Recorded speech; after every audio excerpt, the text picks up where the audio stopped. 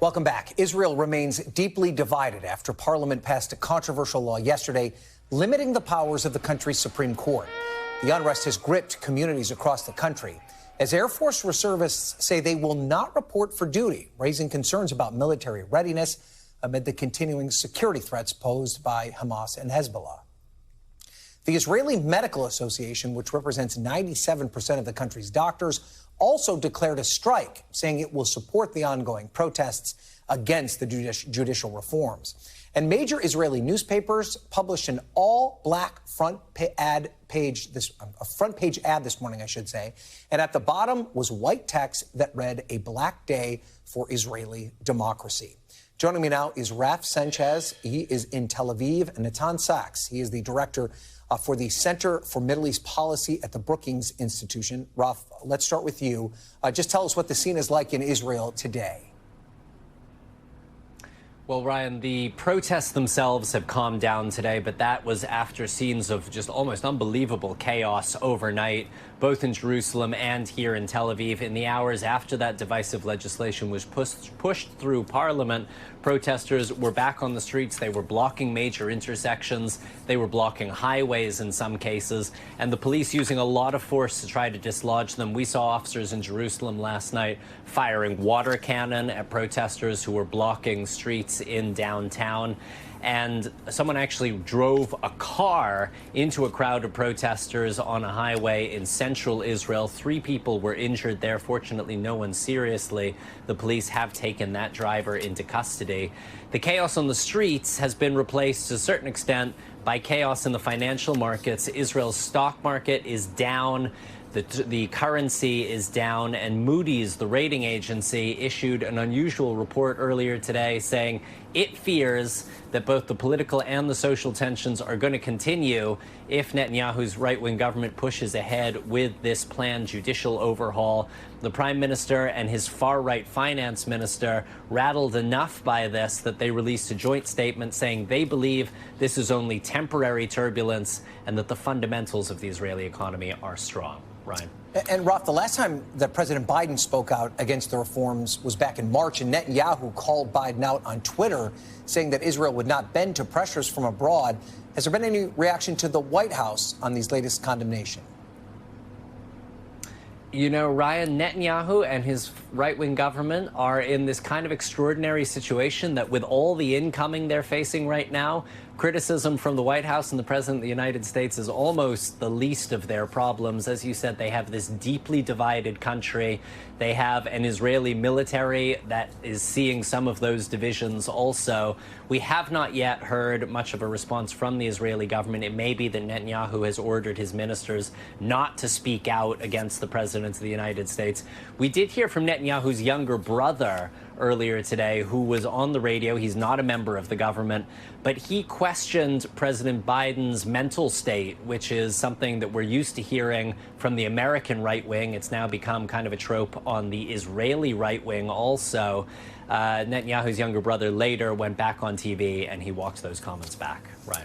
Okay, thank you, Raf Sanchez. Let's go to Natan now. I mean, who do you think, I should say, is in control of the governing coalition right now? Is it Prime Minister Netanyahu, or does he actually have the ability to control his far-right government?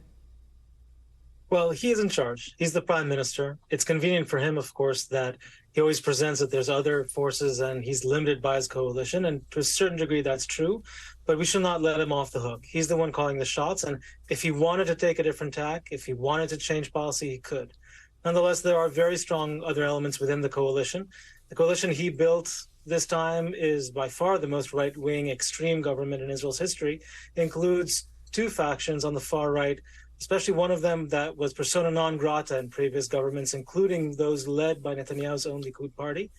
And add to that his justice minister from his own party, the Likud, who is a hardcore ideologue, especially on these judicial issues. And there we see him beholden to them to a certain degree. I say again, cautiously, to a certain degree. If Netanyahu really wanted to change tack, he still could. He is the one in charge here. So do you expect that Israel's Supreme Court will actually take up the case challenging its own power? And what are the implications if they do, and what if they don't?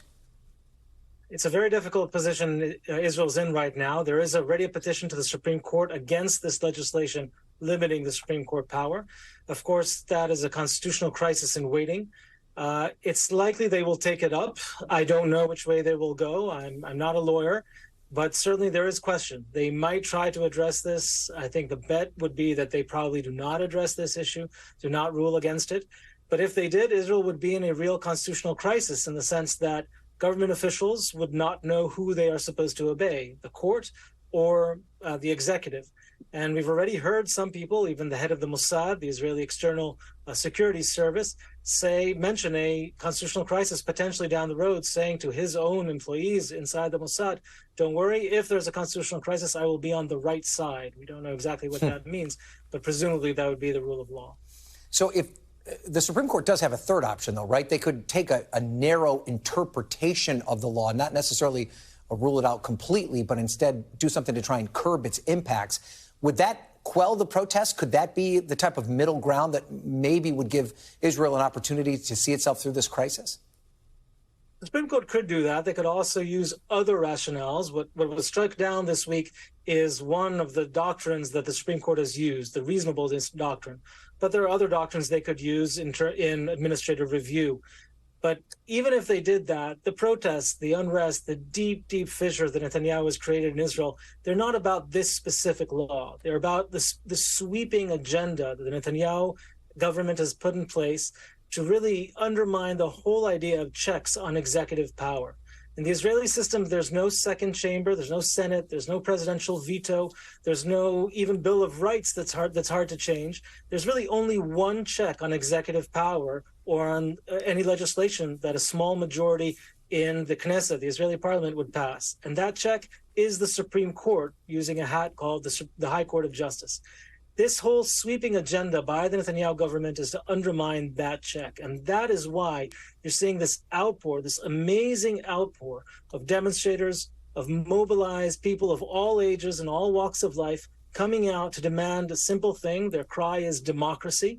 And what they are demanding is that there won't be an executive with unbridled power, even if that executive represents a majority, perhaps a temporary majority, perhaps a longer-term one. It does not have license to simply do whatever it wants with no limit on what it could do to a minority or what it could do in corruption or what it could do in any other way. In Israel, unfortunately, the only check is the Supreme Court, and it's much more than just this doctrine or just this bill this week. That's why you see this energy. They're not all legal scholars out there in the streets. There are people fighting for what they see as their own democracy, their own state. We only have about 30 seconds for this answer, and it may be a complex one, so I apologize. But has there ever been an issue that has divided Israel as deeply as this one? Obviously, it's had its share of crises, but, kind of put this in historical context for us. Domestically, Israel has never been more divided. This has been the low point, domestically speaking. Of course, it's had external threats and wars. But domestically speaking, Israel has never been more divided or galvanized, even in the days of the assassination of Prime Minister Yitzhak Rabin, when Netanyahu was leader of the opposition.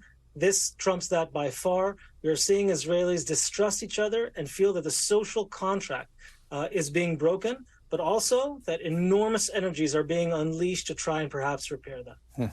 Excellent context. Natan Sachs, thank you so much for joining us. We appreciate it. Thanks for watching our YouTube channel. Follow today's top stories and breaking news by downloading the NBC News app.